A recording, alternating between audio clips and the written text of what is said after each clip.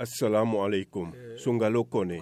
Je suis le juge de Nyono. J'ai été arrêté chez moi à domicile dans la nuit du vendredi 16 novembre 2017. C'était aux environs de 20h30.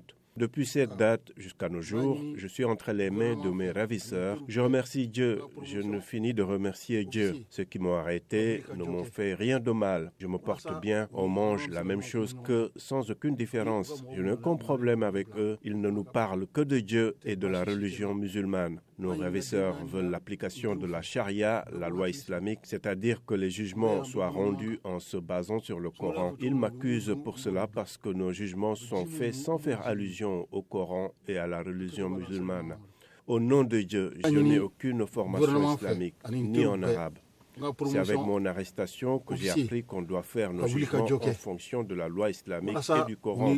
Je ne savais pas qu'on ne devait pas faire de jugement sans se référer au Saint-Coran. C'est ici que je l'ai appris. Ce n'est pas parce que je suis arrêté que je parle comme ça. Non, je ne savais pas du tout qu'on devait juger les gens en se basant sur le Coran. Je jure que ce que je viens de dire est la réalité. Ce que je souhaite de tous mes voeux, c'est que le gouvernement du Mali et nos ravisseurs se rencontrent pour déterminer les conditions de notre libération. Nous sommes tous des chefs de famille, nous avons des enfants, nos parents ne sont pas tranquilles, tout comme nous-mêmes. Comme nous sommes tous des Maliens, peut-être qu'on ne se comprend pas aujourd'hui, mais nous prions qu'il y ait une entente entre nous pour qu'on puisse se comprendre. Je demande au gouvernement de négocier avec eux.